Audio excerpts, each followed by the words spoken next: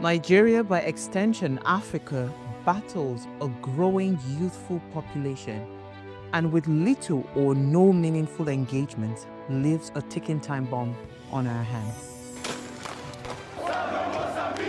We are a blessed continent with great wealth, both in people and material.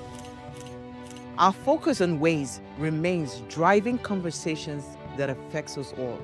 Topics in the news, social concerns, politics, leadership, governance, empowerment, resource management, conflict management, finance, SME sustainability, technological innovation, food security, health, education, brain drain, our well-being, citizenship, and much more. Our goal is to continuously drive these conversations, keep them burning at the table to effect a positive change, both for our nation and continent. Ways, what are you saying, has a secret ingredient that completes the conversation every single episode, and that ingredient is you. Our past conversations shaped our yesterday.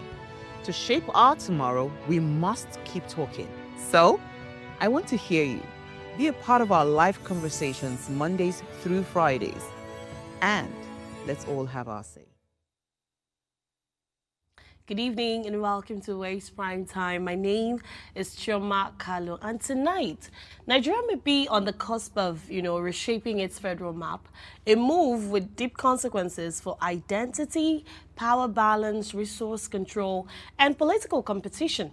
Now, the National Assembly's Joint Committee on the Constitution Review has approved the creation of 6 new states, 1 in each geopolitical zone, as part of its proposed amendments in the 1999 Constitution. Now, if these proposals hold and are ratified, Nigeria will grow from 36 to 42 states. Among the zones, the Northwest will see 8 states, the Northeast, North Central, Southwest, South, each of them will see 7. And the Southeast would increase to 6 states. But state creation is not simply administrative, right? It's political. It touches on questions of justice, equity, identity, governance, and how power is being distributed. So tonight on Ways, we are asking the question, can restructuring fix Nigeria's broken federal system? Remember, Ways is all about you, as you are the why in Ways. So be a part of the conversation today and every other day, and add your voice to the discussions. Head on now to YouTube at Official Upgrade TV. Hit the subscribe button, like, share, and invite your friends and family to join the show. And when I open my phone lines, I'd really love to hear what you have to say on this particular topic. As always, here is a quote for you to ponder on tonight. It says, true federalism is not about multiplying states. It's about empowering them to stand on their own feet. And this was said by Aminu Kano. I mean, this forms the basis of our conversation tonight. So we're going to touch more on this later. But first of all, we'll go on a quick break. And when I come back, I'll take you through my news and trust for the day. Don't go away.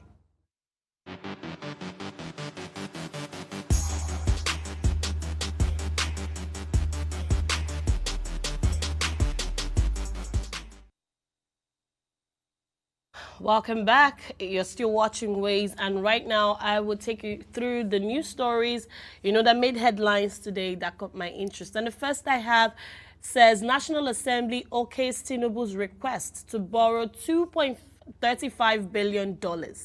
The story says the National Assembly has approved President Bola Tinubu's request to borrow $2.35 billion to finance part of the 2025 budget deficit.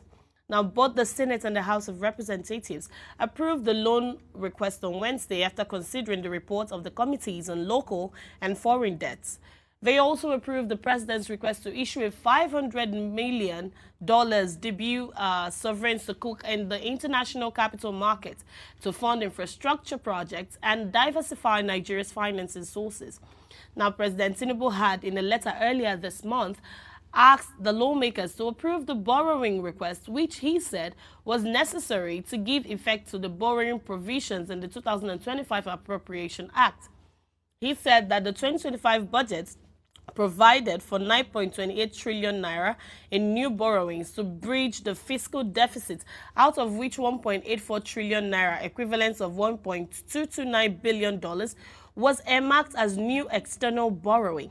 Tinubu also sought lawmakers' approval to refinance the $1.118 billion Eurobond issued in 2018, which he said will mature on November 21st, 2025. He said the move was necessary to avoid default and it is in line with international best practices in debt capital markets. Now, I don't have a problem with borrowing. I think is part of the necessary things that might come up in business and all whatnots. I mean, countries borrow, nations do that. But when you keep doing this thing over and over, it becomes very worrisome. I'm particularly concerned because now you are not just borrowing, you're borrowing to service, the 2025 budget. Why? To what end? We don't need this right now. I don't know. I might not be an economist to get the whole picture here, but I think Nigeria has a lot of fixing to do, right? And borrowing, while it is okay to borrow, I think we're blowing it out of proportion. And this is my call out now to the president and to the National Assembly. I feel like these people, they don't like to hear the word rubber stamp. They don't like it, but the way they move, the way they act sometimes makes us believe that they're really rubber stamped. Because do you have to approve everything that comes on your table? That's why you're there, to negotiate, to look through these things critically. The ones that should not be, you cancel it out, you strike it out. But, I mean, it's coming from a president, so all you do is just endorse it. Come on, really. Let's think about it. This is my call to you to do what is right. Borrowing is okay, but when we blow it out of proportion, it puts us in a lot of problems as a nation generally. All right? So moving on to my second story of interest. This is interesting. It says, FG withdraws pardon for Miriam Sanda and drug dealers. The story says the federal government has officially withdrawn the controversial pardon earlier granted to Miriam Sanda and several convicts of serious crimes, including drug traffickers, kidnappers, and corrupt officials, following a backlash.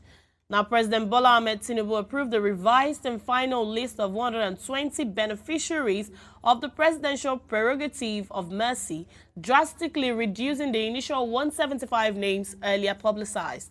Those delisted include convicts for murder, corruption, kidnapping, human trafficking, and drug-related offenses.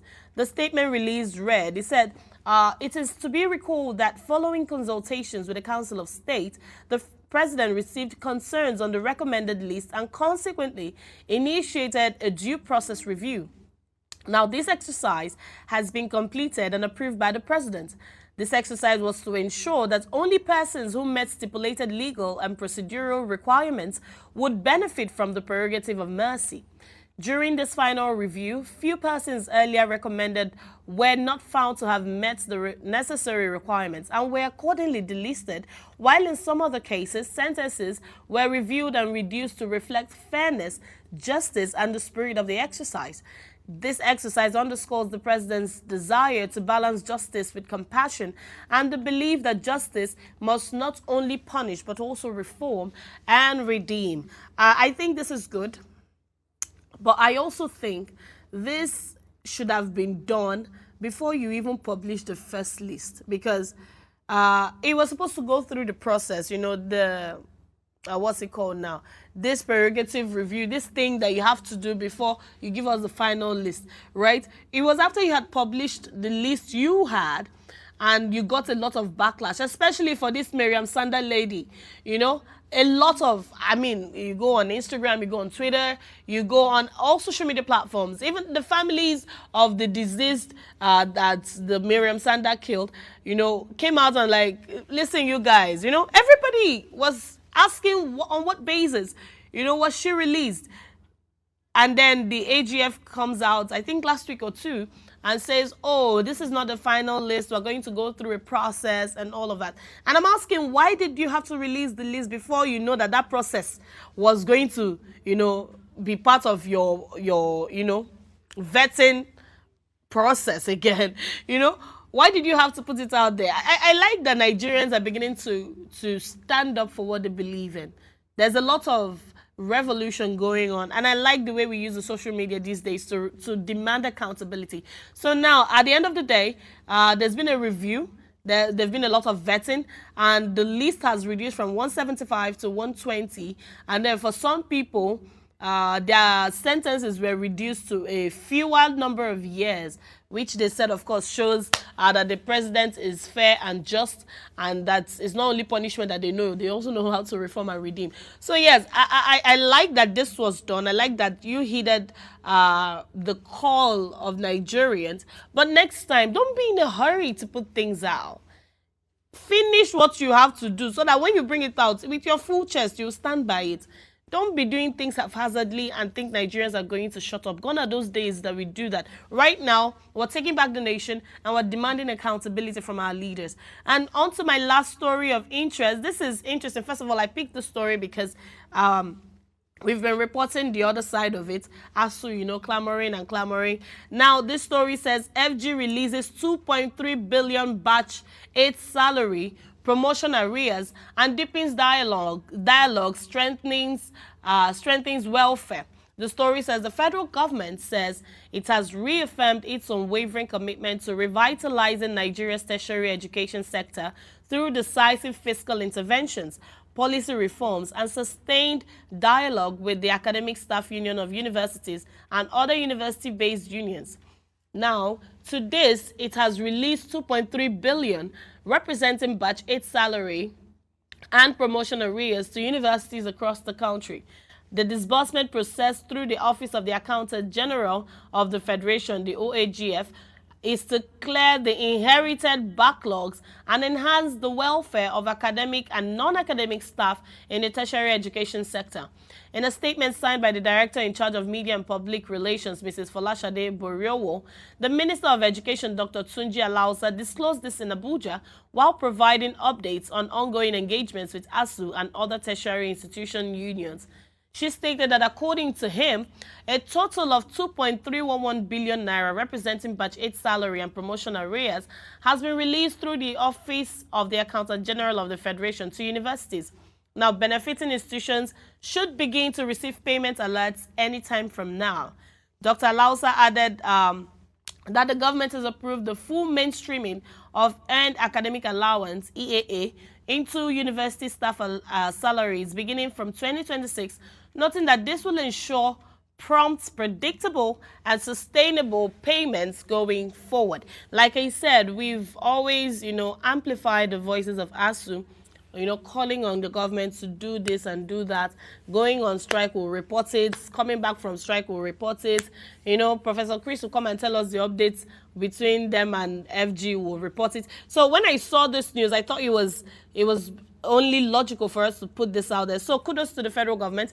I want to hear what ASU has to say in regards to this. But I feel like it was going to, I feel like there's a need for balance, and that's the reason I picked the story. So well done, well done. I think this is a step in the right direction, and we want to see more of this. I mean, the ASU workers, these lecturers, they deserve peace. They deserve to rest. They've been clamoring for these things since 2009. So yes, this is a good step in the right direction. So yes, that's all the stories that caught my interest today. So we're going to go on a short break. When we come back, we'll dive into our topic of interest tonight. Please stay with us.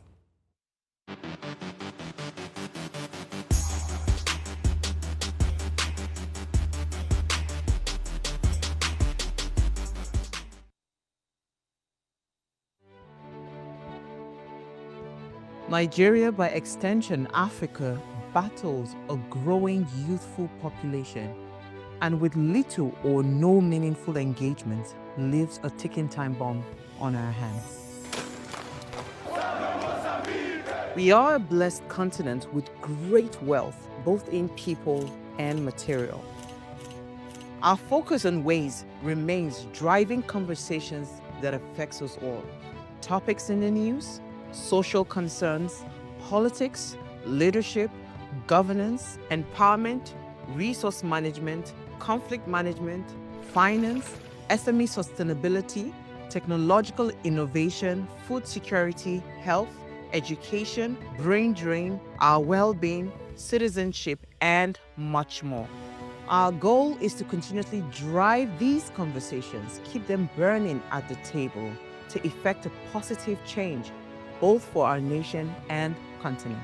Ways, what are you saying, has a secret ingredient that completes the conversation every single episode, and that ingredient is you.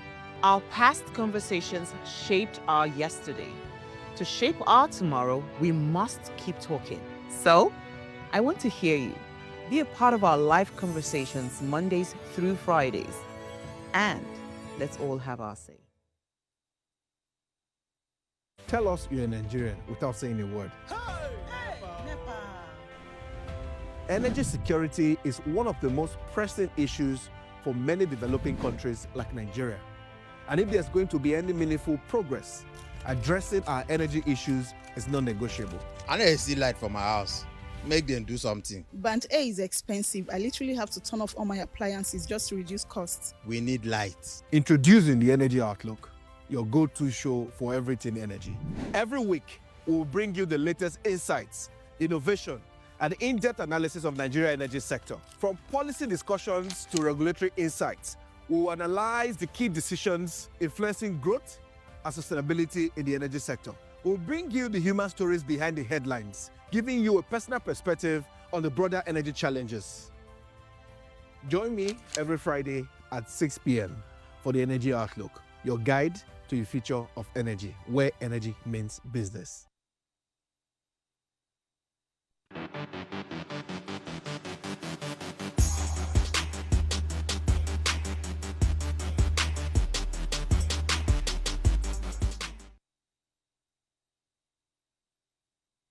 Welcome back. If you're just tuned in, our topic tonight is, new states and old problems. And we're asking, can the restructuring that we're seeing now, can it fix Nigeria's broken federal system, right? Let's hear what you have to say. Remember, you can join the conversation by sending an SMS or WhatsApp to 0818-038-4663. Also, the phone lines are open. You can call on 0702-500-7749. Or also, you can reach us on 0701-4242-420.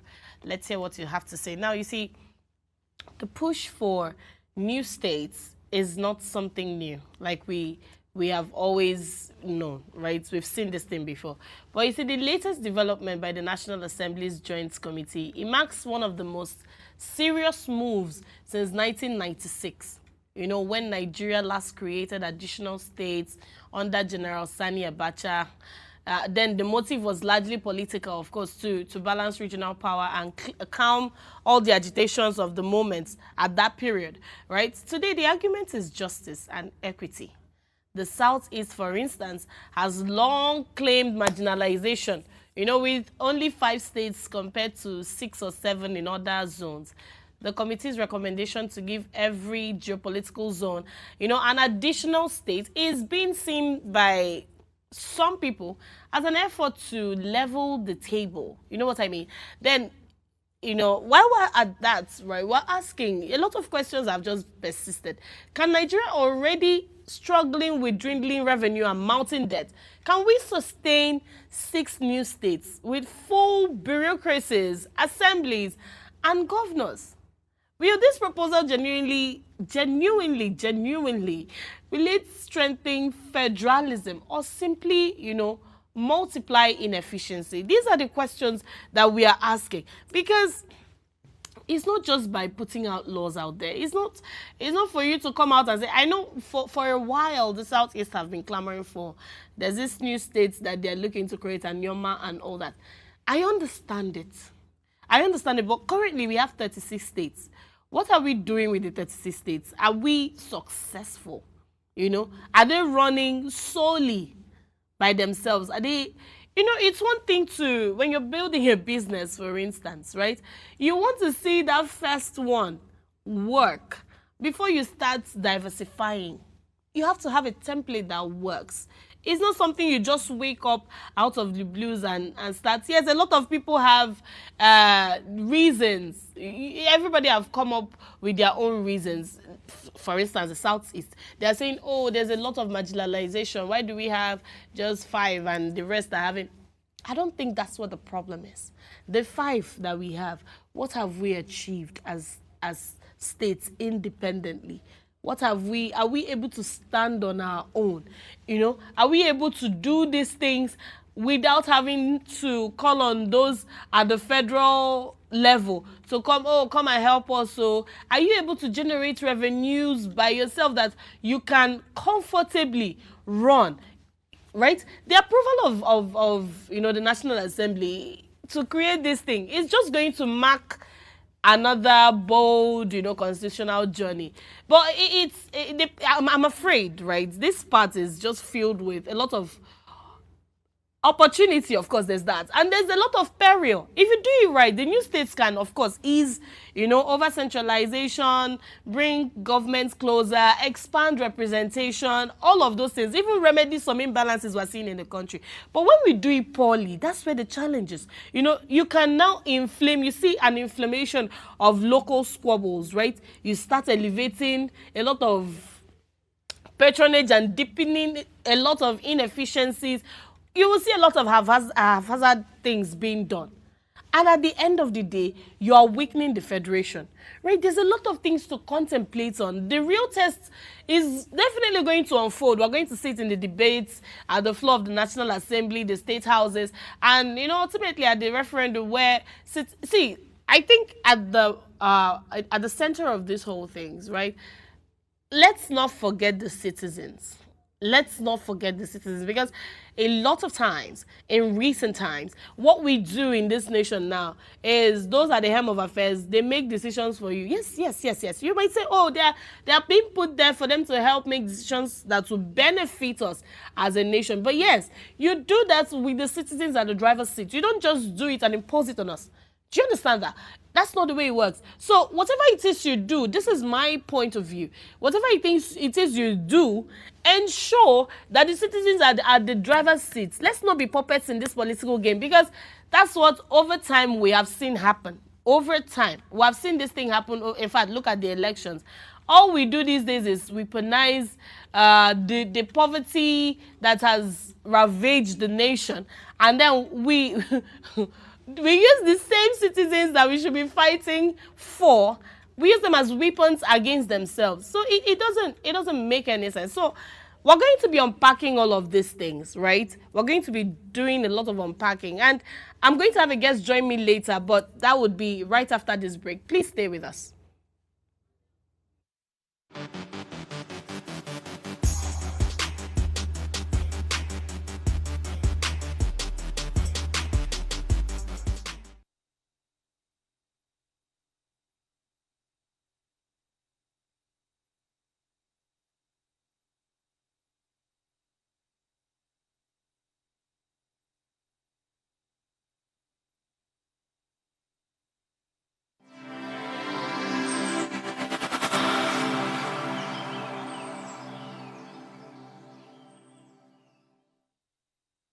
Five Nigerian foods with more fiber than beans. In Nigeria, beans are widely celebrated as one of the healthiest staple foods that is rich in fiber, protein, and essential minerals. But what if we told you there are Nigerian foods that actually pack more fiber than beans? While beans remain an excellent source of nutrients, several local foods contain higher fiber content and offer unique health benefits you may be missing out on. For people that don't like beans, that's not the only option on the table. There are plenty of high fiber Nigerian foods that can do even more for your digestive health, weight management, and heart wellness. Here are 5 Nigerian foods with more fiber than beans. Tiger nuts. Tiger nuts are small, crunchy tubers loaded with fiber. In fact, 30 grams of tiger nuts can contain up to 10 grams of fiber, more than beans provide in the same quantity. They are excellent for digestion, help control blood sugar, and double as a healthy snack. Ofada rice. Unlike polished white rice, ofada rice keeps its fiber-rich band layer intact. A cup of ofada rice provides about 7 grams of fiber compared to 5 grams in beans. It's also a slow digesting carbohydrate, making it ideal for people managing diabetes even with its unique smell. Garden egg. Garden eggs are not just low in calories, they are fiber powerhouses. Eating them raw or in stews provide more soluble fiber than beans, which helps with cholesterol control and weight management. Yam. Yam is a staple in Nigerian households and it provides up to 8 grams of fiber per serving. Roasted, boiled, or yam porridge is an easy way to increase daily fiber intake. Vegetables. Traditional Nigerian vegetables like pumpkin leaves and scent leaves are denser in fiber than beans per calorie. A plate of vegetable-rich soup can do wonders for digestion and overall health.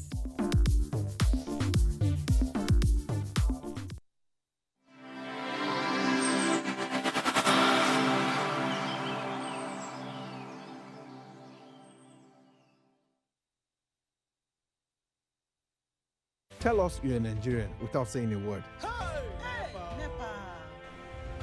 Energy security is one of the most pressing issues for many developing countries like Nigeria. And if there's going to be any meaningful progress, addressing our energy issues is non-negotiable. I need to see light for my house. Make them do something. Band A is expensive. I literally have to turn off all my appliances just to reduce costs. We need light. Introducing the Energy Outlook, your go-to show for everything energy.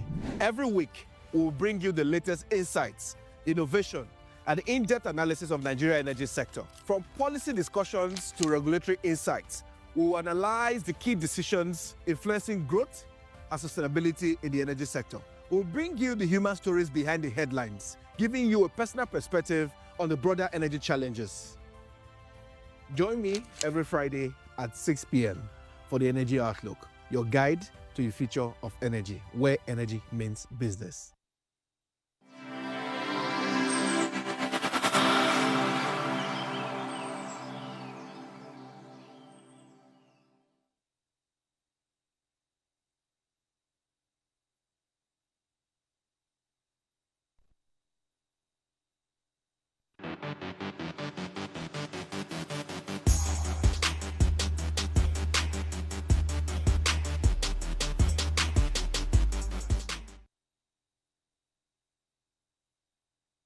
We're still talking about the approval of the National Assembly for the creation of 6 new states in Nigeria, moving us from 36 to 42.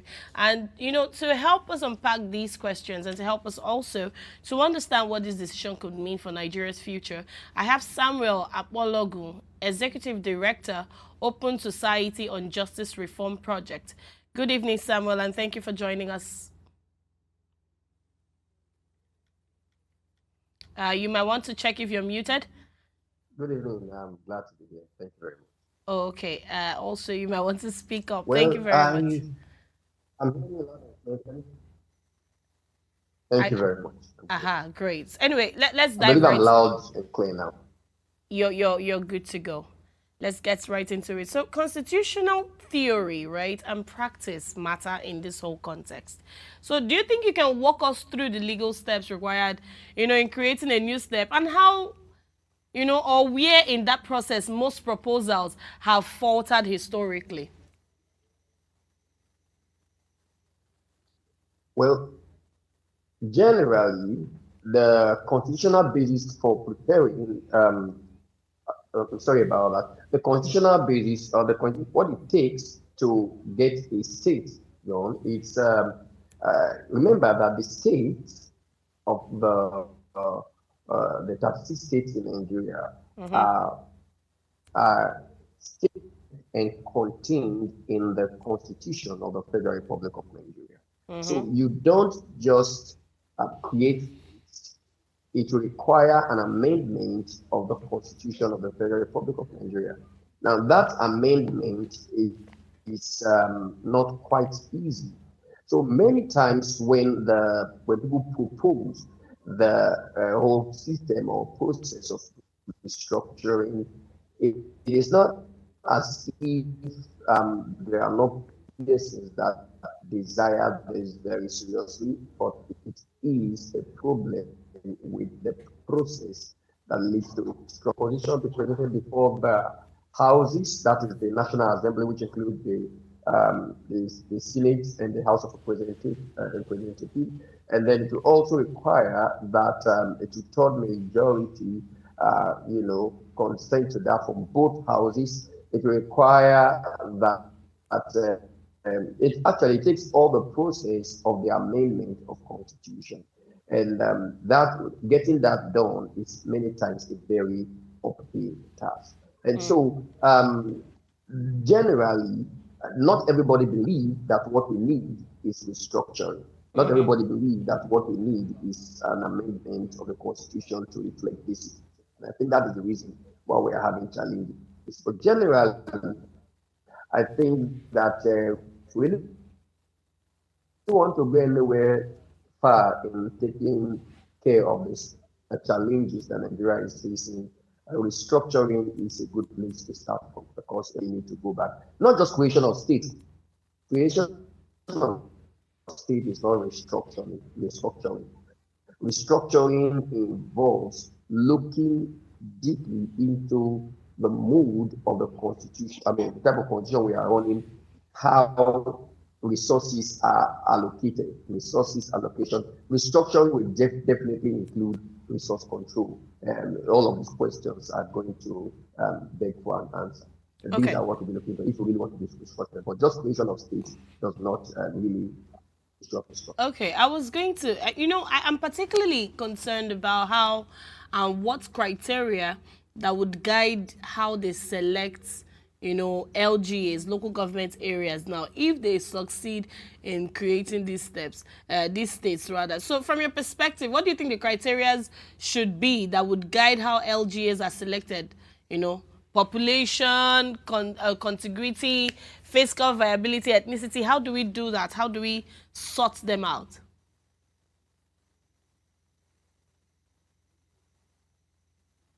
Generally, in creating local government areas, you put into consideration population, like you just listed them, actually, population, and then the boundaries and structures, and physical viability, and all of those factors. In fact, is no longer taking care or fulfilling the purpose for which they are created, especially down south. You look at some local government areas that have remained the same in the past, maybe say 20 years, 15 years, and so on and so forth. And population has increased, and then you will also agree with me that the essence of local government to bring the federal government or the government close to the grassroots, and then to help them feel the impact of governance. And so where the local government is too large, and then comprising of many things that should have been divided, then the government will be far from the people, development will be slow. So down south, we really need a lot of breaking of many local governments, and the criteria are already there. One of the greatest criteria is population. Population. Now the population has increased from how it was when the constitution was drafted. So a lot of these factors we put into consideration. The constitution was drafted when we were about less than 150 million people. Now we are far above 220 million. Yeah. And so a lot of these matters have to be considered. And then the geographical structure is changing. There are a lot of urbanization. And then, then there is the rural urban, and urban rural in some areas. And so all of this have to be put into consideration by the creation of the local government. So you see, for places like the Southeast, right, their demand for an extra state is tied to a long-standing feeling of underrepresentation. Now, do you think this will satisfy those demands, or will it open up new demands, right? I mean, we have these anonymous states that they've been clamoring for and all that. Will it also open up these Biafra tendencies? Because we've been seeing a lot of clamor about these things. So what do you think?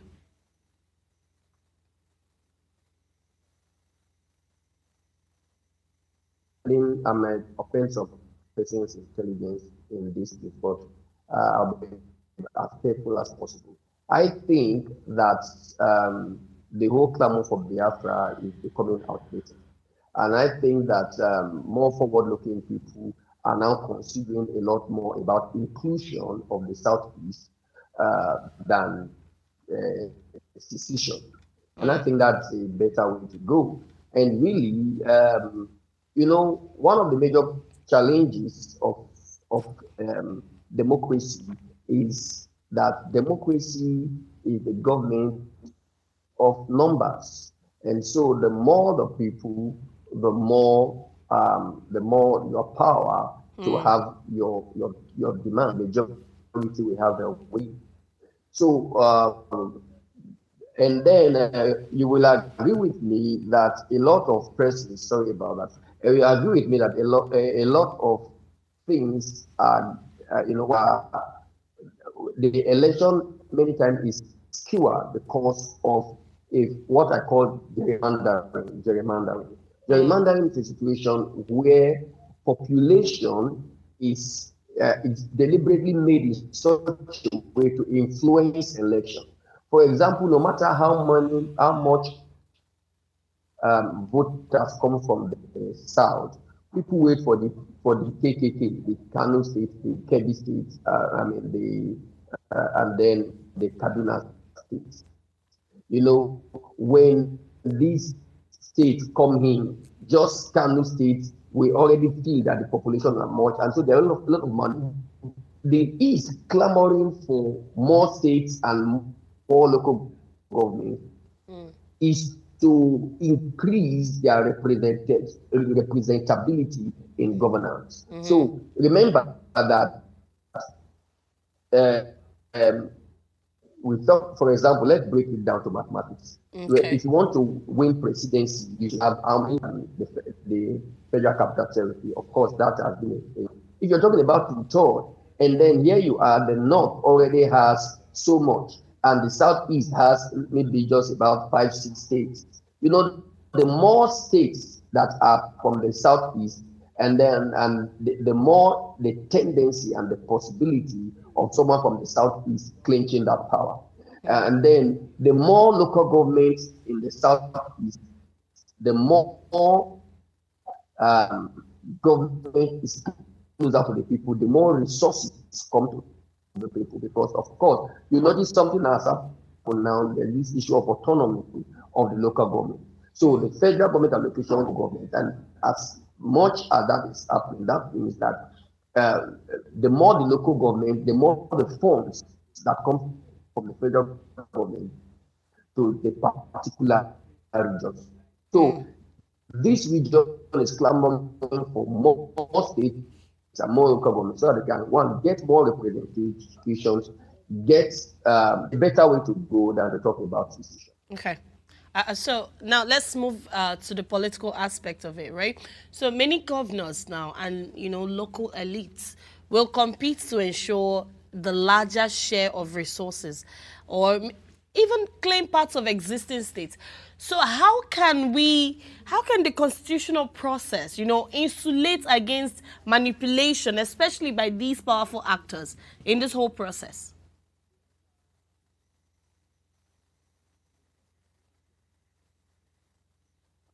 Samuel, did you hear my question? No, can you take that question again? Oh, okay. I was saying, so politically, of course, we will see a lot of governors and maybe, these local elites, the people that are high up there, we'll see them compete for resources, larger share of resources in this creation of states. Or maybe they will claim part of the existing states now. And I'm asking you, how can the Constitution insulate against manipulation, especially by these actors that are considered powerful? How can we insulate this whole manipulation and make sure it's done fair and, free?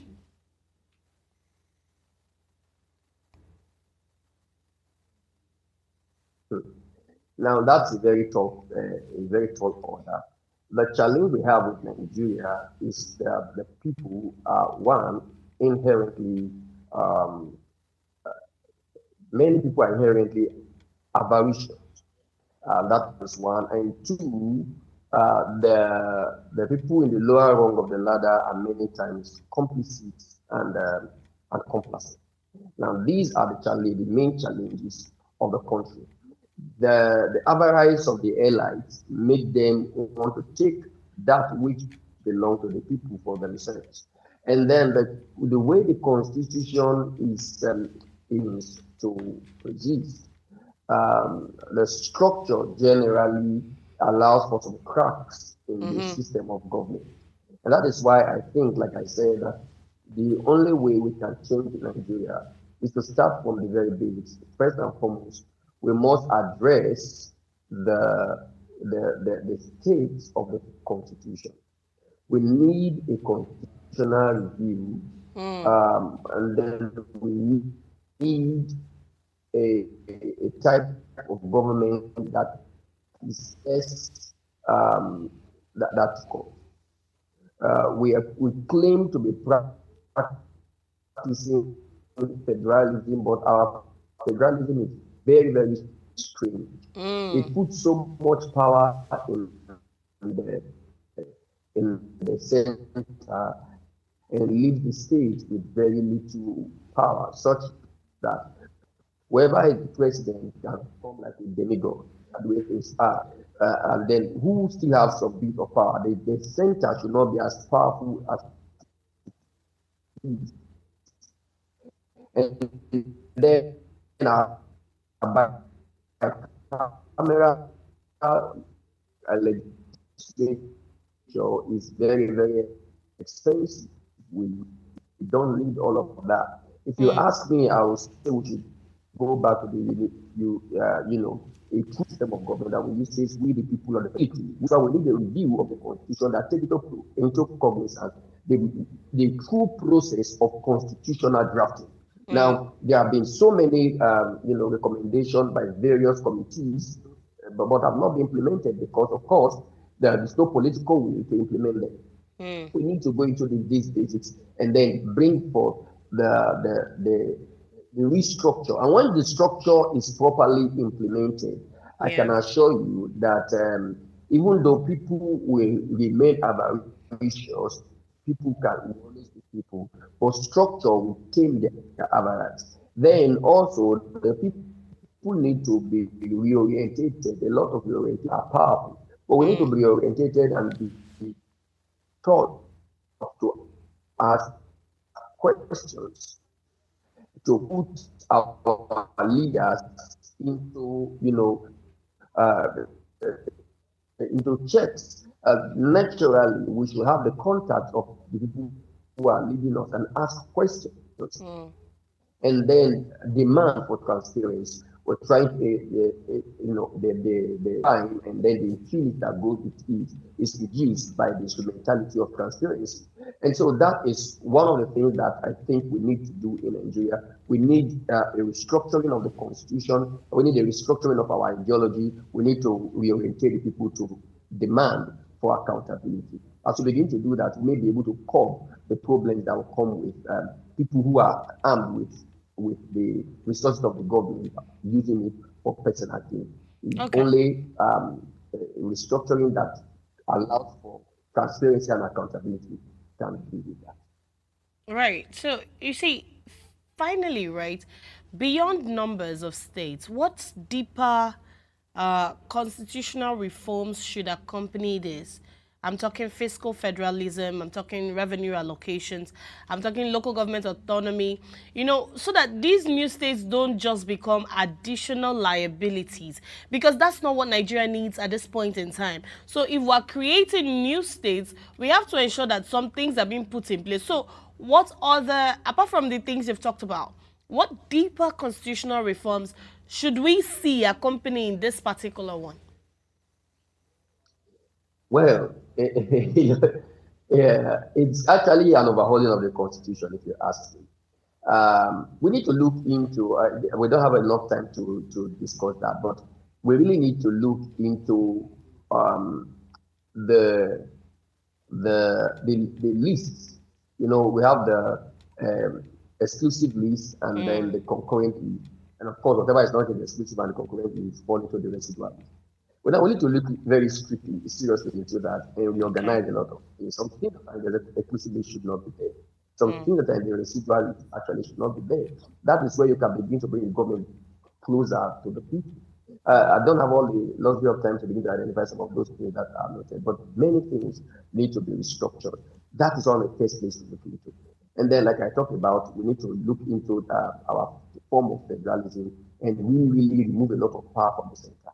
Let the central not be so attractive. Let a lot of, in fact, I will even, I'm one of those persons that advocate for state police. Let's bring up, let's, if we really are copying America, let's copy America as they are doing it. If the federal government in America was as powerful as it is in Nigeria, Donald Trump will become a demigod. Now, but we see a lot of checks and balances going on in that place. And that is what I think we need to put into place in Nigeria. We need to really, really decentralize, and we need to look into our lists and then reshuffle and bring some things down to the residual list, and then so that government can be closer to the people, and then bring some things that are in the exclusive list to the concurrent list, and then that way a lot of things can be done. And then beyond all the restructure, we need political will. If there's no political will, we cannot even do restructuring, and after the restructuring is done, we will not adhere to what we still want to do. It's one thing to create law, it's another thing to try to abide by the dictates of those laws. That All is where right. Nigeria seems to be. Okay, okay. I mean, before I let you go, of course, you mentioned that, oh, the citizens have to demand transparency in the process and all of that. How do we demand that transparency, right? How do we ensure that we hold these people accountable and they carry us along and are transparent in the whole process? How do we do that? Because we always sit here and say, oh, how do we demand that transparency in this present Let, Nigeria the way it is? let me start from the smallest thing that the market woman on the street can do. Okay. One, we need to know who are our counselors, their official lines, and their emails. We need to know who are our legislators, their emails and their phone numbers. We Okay. need to know our representatives. The first thing about demanding for accountability is to ask questions. There are laws empowering you to ask questions. The Freedom of Information Act, even without the Freedom of Information Act, they are representing you for everyone's sake. Write, call, as little as SMS. Why is our rule not yet fixed? Now, when we begin to make those little questions, ask questions, not being refuse to be nonchalant, ask questions, let our voices move to them. From the comfort of your home, you can organize your estate members to send mails or text messages to the representative in the House of Representatives, to your representative in the Senate. Send those messages, send letters, send emails, and follow up, right? Follow up. And then that is where we need journalists like you. Let these people amplify our voices through the traditional media and through the social media. These are people who eventually listen. This is just one of the best and simple things we can do. As we begin to do that, we begin to see that our leaders will become at least a bit more accountable. Because of course, they know that a person that claims to be leading and has nobody behind him is submitted to the wall. All right. Thank you so much. Unfortunately, that's all the time I have with you, Mr. Samuel. Thank you for your brilliant, brilliant insights on this particular conversation. And like we've said, we're going to look out for more developments in this regard. And we really do hope that we see positivity in this light. Thank you again and have a good evening. So to you, my dearest viewers, we've seen this approval, and like I said earlier, if this state's creation are done right, we're going to see a lot of ease with over centralization. We're going to see government coming closer to the people. We're going to expand representation. But then again, when it's done in a very shabby way, very poorly, we're going to see a lot of inefficiencies. And right now, we don't need that. Also, creating states is not where it ends. Make sure these states have what it takes, to stand by themselves, because it goes beyond. We don't want an additional liability in Nigeria. Nigeria has a lot on its plate as it is. We already earlier saw the president borrowing more money. That's another additional liability on our heads. So if you create new states and you know that this is not going to work out perfectly and we're going to be indebted and more, in more trouble than we are currently, then leave it alone. Leave it alone. I do hope, like I said, this ends positively for us. But anyway, that's what we have for you for tonight. Before we go, remember to subscribe to our YouTube channel at Official Upgrade TV. Drop a comment, like, share, and follow all our social media platforms. If you missed our quote earlier, here it is. It says, true federalism is not about multiplying states, but empowering them to stand on their own feet.